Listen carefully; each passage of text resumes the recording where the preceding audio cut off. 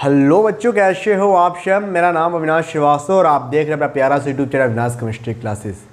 आज बच्चों हम आपके लिए लेकर आए हैं thermodynamic BSc second year thermodynamic का नेक्स्ट टॉपिक, जिसमें आपको बताया जाएगा कि इसके आगे का जो टॉपिक रहा, जैसे कि आपको मैंने पहले बता दिया था फर्स्ट लेक्चर में कि थर्मोडायनेमिक है क्या, उसका प्रोसेस क्या है, थर्मोडायनेमिक के प्रोसेस के साथ साथ उसमें उनकी प्रॉपर्टी क्या, सॉरी प्रोसेस तो मुझे बताना है, प्रॉपर्टी मैंने बताया था। थर्मोडायनेमिक का हम लोगों ने डेफिनेशन देखा था, वो कितने टाइप्स के होते हैं वो सब चीज़ हम लोगों ने देखा था।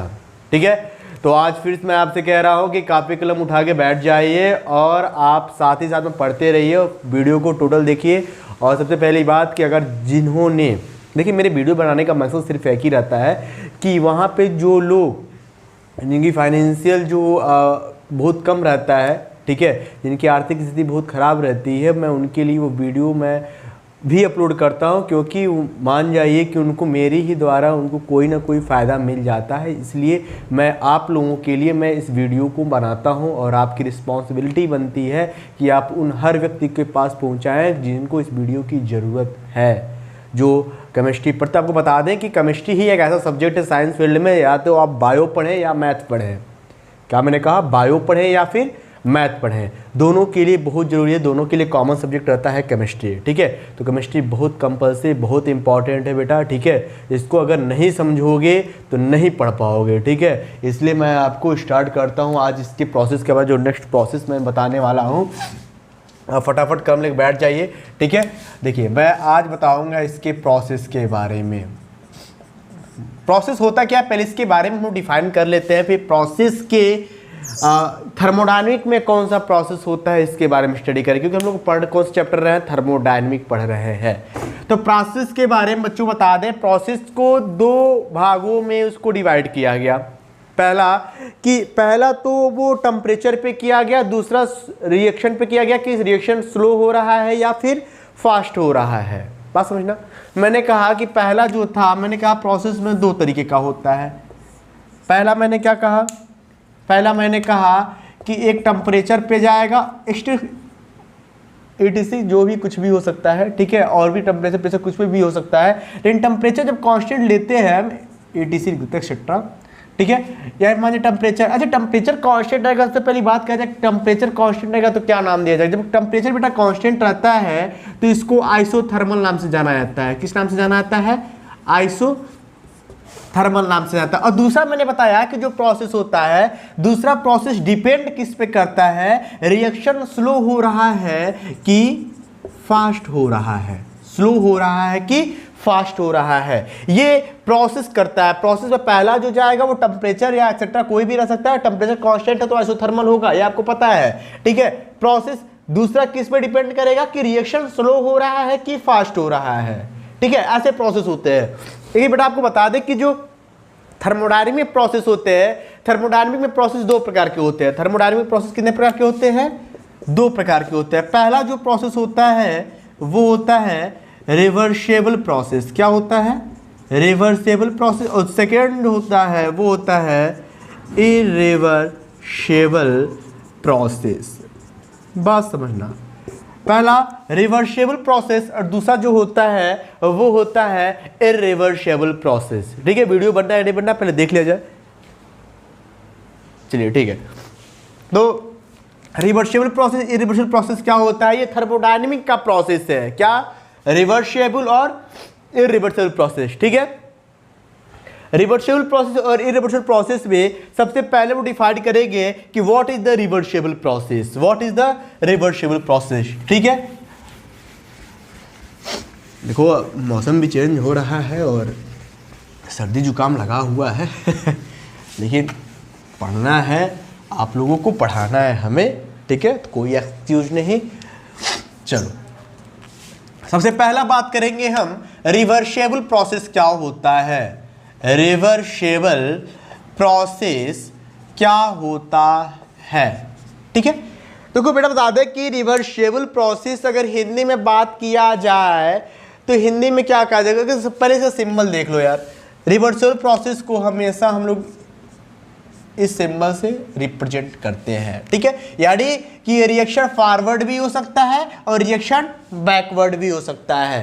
ठीक है, लेकिन थर्मोडायनेमिक में रिवर्सिबल प्रोसेस को पढ़ना है तो बेटा बता दे कि थर्मोडायनेमिक जो होता है, थर्मोडायनेमिक जो रिवर्सिबल प्रोसेस होता है, रिवर्सिबल प्रोसेस ही बहुत स्लो होता है। रिवर्सिबल प्रोसेस जो होता है वो रिएक्शन को बहुत स्लो होता है।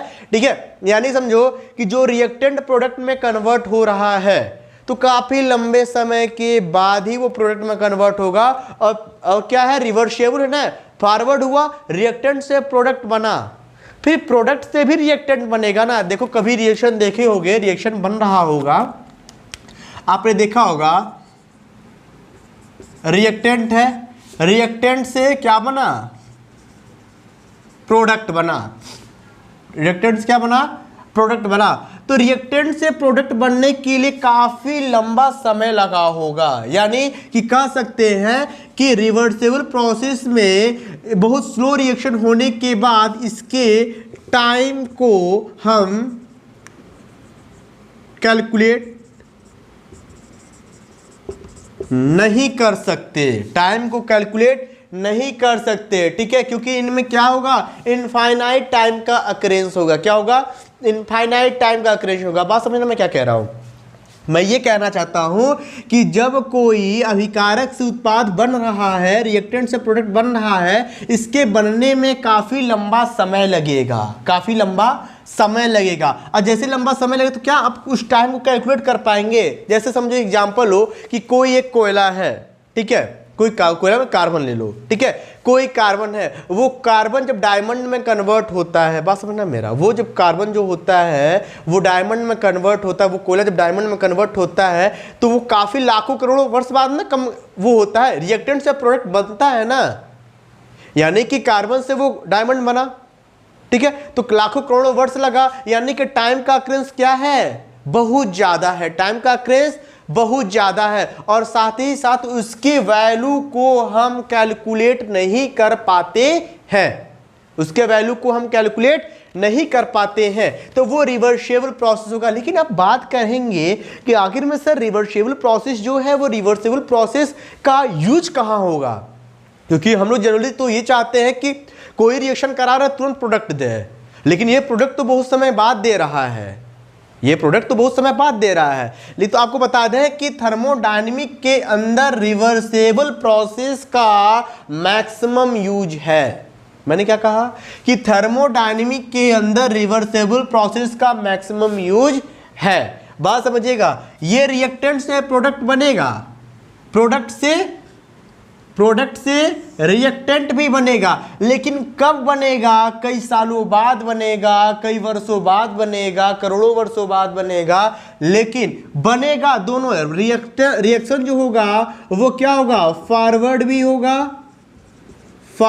होगा और दूसरा क्या होगा, बैकवर्ड भी होगा। यानी कि रिवर्सिबल है ना, रिएक्टेंट से प्रोडक्ट बना, अब प्रोडक्ट से रिएक्टेंट बनेगा, ये रिवर्सिबल प्रोसेस है। यानी कि सिंपल वे में आप कह सकते हो कि रिवर्सिबल प्रोसेस जो होता है थर्मोडायनेमिक का, वो प्रोसेस होता है कि जो फॉरवर्ड भी होता है और बैकवर्ड भी होता है और काफी स्लो रिएक्शन होता है। और स्लो रिएक्शन होने के साथ साथ आपको बताते चले कि इनमें टाइम का अक्रेंस बहुत ज्यादा होता है, इनफाइनाइट टाइम लगता है इसमें। ठीक है, जिसकी हम टाइम, उसकी वैल्यू को हम लोग कैलकुलेट नहीं कर पाते हैं। ये थर्मोडायनेमिक का रिवर्सिबल प्रोसेस है।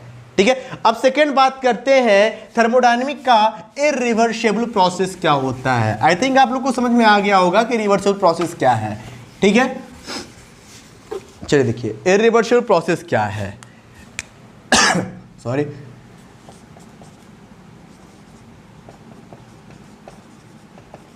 इरिवर्सिबल प्रोसेस क्या है।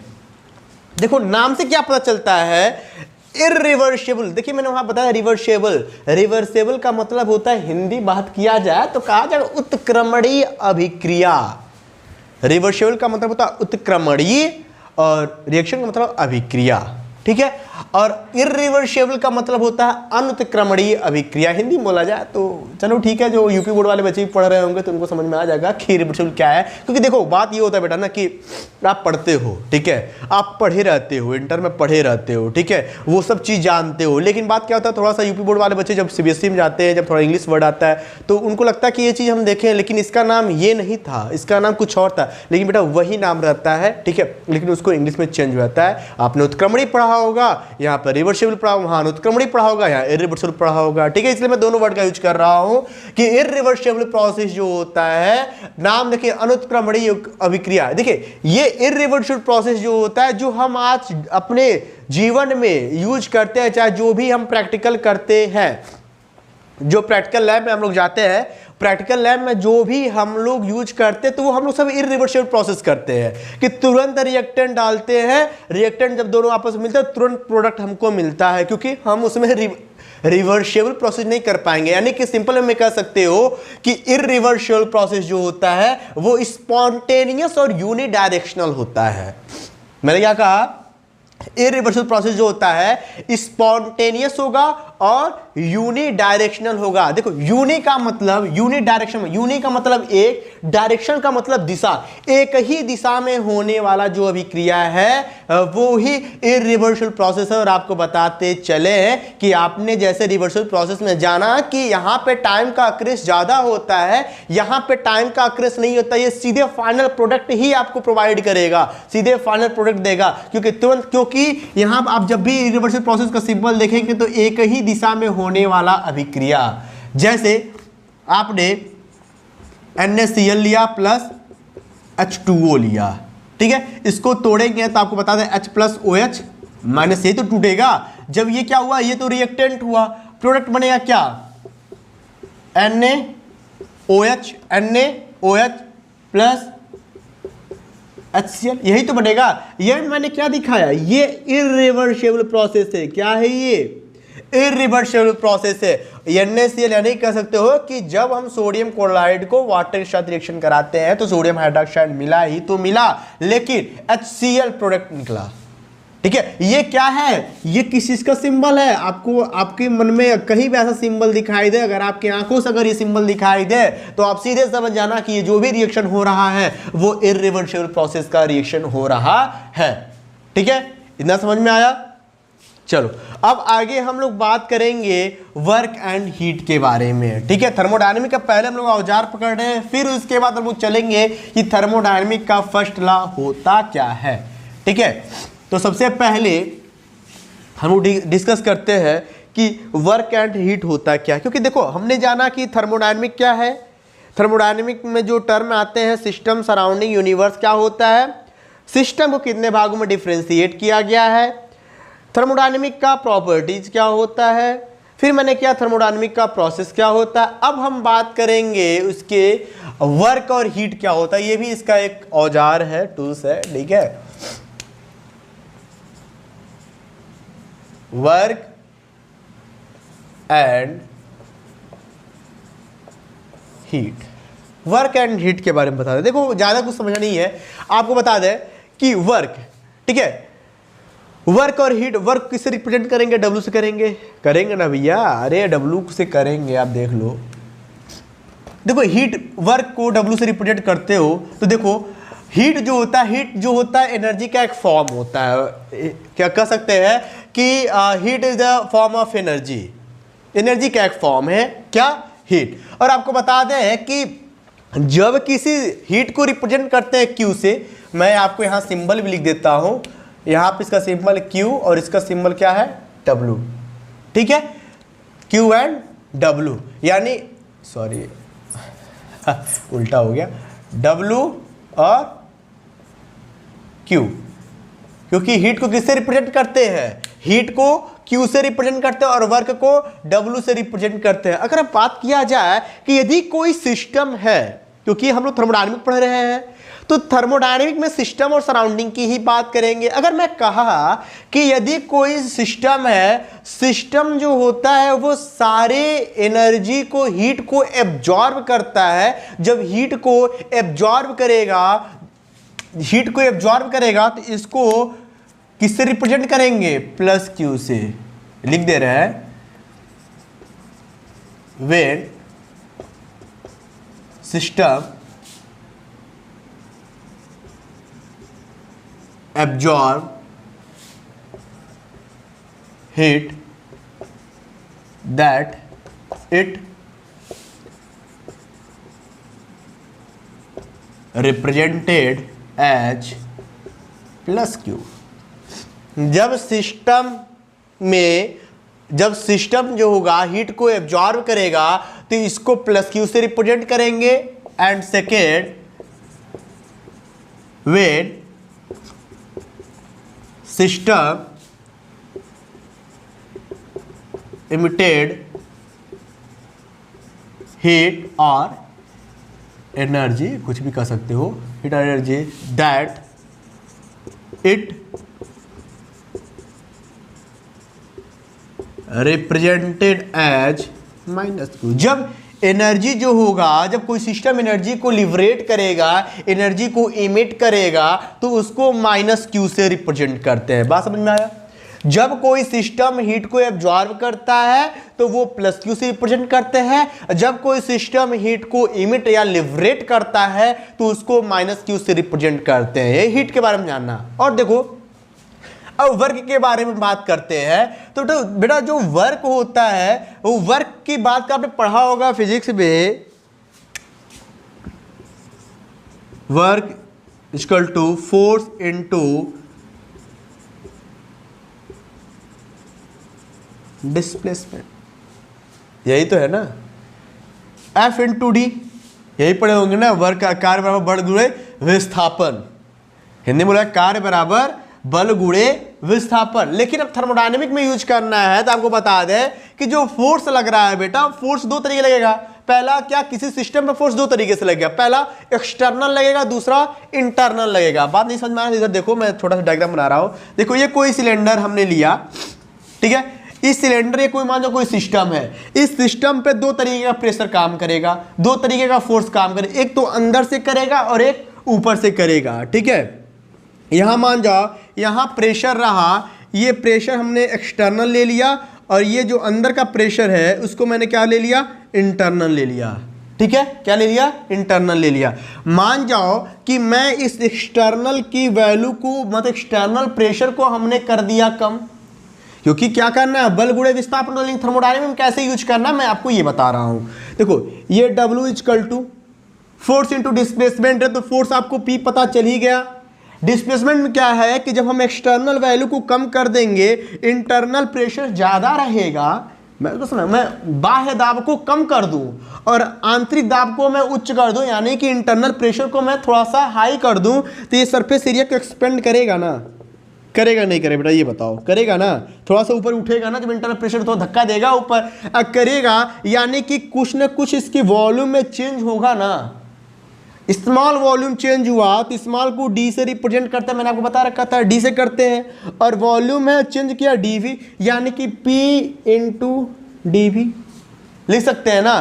फोर्स इंटू डिस्प्लेसमेंट को W equal to P into DV, किसमें, थर्मोडायनेमिक के लैंग्वेज, थर्मोडायनेमिक में यूज कर सकते हैं ना। देखो बेटा, ये याद होना चाहिए, ये याद होना चाहिए, क्योंकि मैं मैं देखो, मैं बता दूं कि जब मैं थर्मोडायनेमिक का क्वेश्चन, थर्मोडायनेमिक में जब मैं कोई टर्म या कोई एंट्रोपी हुआ या एंथैल्पी हुआ, जब भी मैं इसको समझाऊंगा तो आपको वहां पे, मैं देखिए, मैं आपको बता दूं कि वहां पे वो शब्द मैं यूज करूंगा कि वहां पे ये W की वैल्यू को हमेशा यही रखेंगे हम लोग।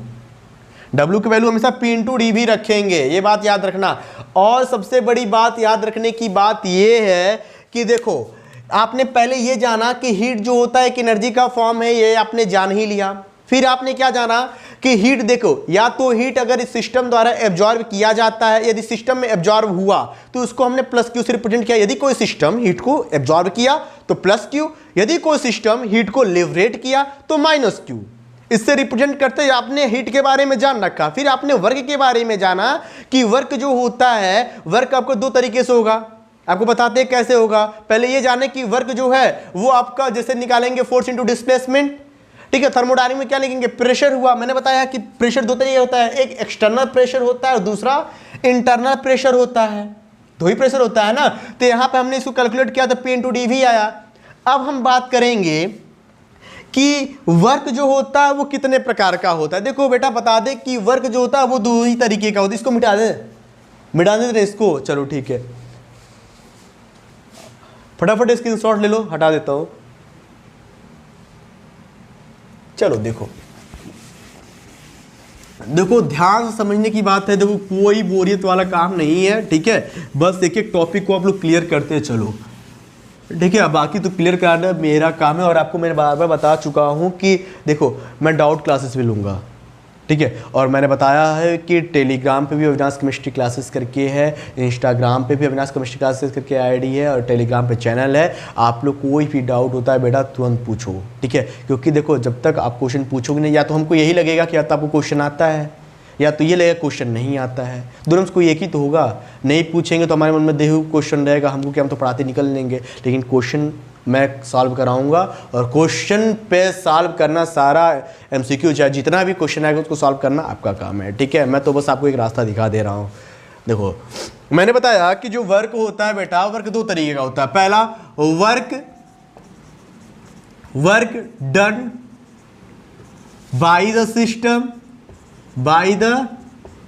System and second work done on the system. मैंने क्या कहा, दो तरीके का होता है। पहला सिस्टम के द्वारा कार्य किया जाए, दूसरा सिस्टम पर कार्य किया जाए। बात समझना मैं क्या कह रहा हूं। एक तो सिस्टम के द्वारा कार्य किया जाए और दूसरा सिस्टम पर कार्य किया जाए। तो उसको वैल्यू को कैसे रिप्रेजेंट किए करेंगे, तो आपको बता दें कि work done by the system is also represented as -W and work done on the system is represented as +W। लेकिन आपको यही बता दें कि जब आप फिजिक्स पढ़ेंगे, फिजिक्स में थर्मोडायनामिक पढ़ेंगे, तो वहां पे दोनों देखिए अंतर मिल जाएगा। ये केमिस्ट्री का क्या है कि ये जो कहता है कि सिस्टम के द्वारा कार्य किया जाएगा, कुछ ना कुछ तो खर्चा होगा तो माइनस दे दिया। लेकिन फिजिक्स में क्या कहेगा कि किया है इसने कार्य तो प्लस है, ठीक है, तो सिंबल का क्या होगा, डिफरेंस होगा। लेकिन आपको बता दें कि थर्मोडायनामिक केमिस्ट्री में work done by the system को -W से और work done on the system को +W से रिप्रेजेंट किया जाता है। और बेटा बता दें आपको साथ ही साथ कि मैक्सिमम थर्मोडायनामिक में work done by the system के द्वारा ही कार्य किया जाता है, सिस्टम पर कार्य बहुत कम किया जाता है, ठीक है। इतना समझ में आया कि नहीं आया, इतना आया कि नहीं आया, ठीक है, क्लियर है ना। चलो अब इसके बाद हम लोग समझेंगे कि इसके फंक्शन क्या हैं, इसके फंक्शन क्या हैं, ठीक है। फटाफट इसको नोट कर लो, फिर हम पढ़ाते हैं आगे। चलिए बेटा अब इसके फंक्शन के बारे में बात करते हैं कि आखिर में इसका फंक्शन है क्या, ठीक है।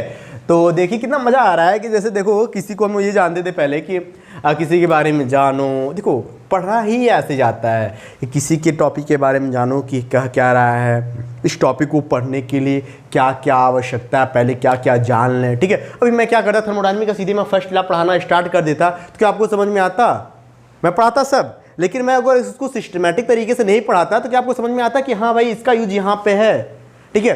अब मैं थर्मोडायनामिक पढ़ाने लगूँ तो थर्मोडायनामिक का डेफिनेशन बता दूँ, उसमें जो फार्मूला आता है उस फार्मूला वर्क और हीट के बारे में जाने ही ना, इंटरनल एनर्जी के बारे में ना जाने, तो आपको कैसे पता चलेगा कि आखिर में थर्मोडायनामिक का ये रूल आया, कैसे पता चलेगा, नहीं, पहले छोटे छोटे स्टार्ट किया जाता है, ठीक है। देखो अब इसका एक फंक्शन आता है, फंक्शन थर्मोडायनामिक का फंक्शन है, वो फंक्शन क्या है, दो तरीके का होता है बेटा। पहला तो जो फंक्शन होता है दो तरीके का होता है। पहला जो होता है वो होता है स्टेट फंक्शन, क्या होता है, स्टेट फंक्शन, और second is the path function, second is the path function. State function और पाथ फंक्शन क्या होता है, इसके बारे में हम लोग को जानना है, इसके बारे में हम लोग को जानना है। तो सबसे पहले बात करेंगे बेटा स्टेट फंक्शन क्या होता है। नाम देखो, स्टेट मतलब एक ही, मतलब स्टेट, कहीं इधर उधर भटकने की जरूरत नहीं है, आपको स्टेटली बात करनी है, ठीक है। तो देखो स्टेट कैसे बात किया जाएगा, देखो स्टेट फंक्शन को हम डिफिनेशन कैसे दिया जाए, अपने शब्दों में बताया कैसे जाए। देखो स्टेट फंक्शन जो होता है ये हमेशा डिपेंड करता है इनिशियल टू फाइनल स्टेट पे। किस पे डिपेंड करेगा, इनिशियल स्टेट और फाइनल स्टेट पे बताएगा, इनिशियल से और फाइनल स्टेट को बताएगा। यानी कि अगर हिंदी में बोला जाए, इनिशियल को बोला जाता है प्रारंभिक अवस्था, प्रारंभिक अवस्था, और दूसरा इसको बोला जाएगा अंतिम अवस्था।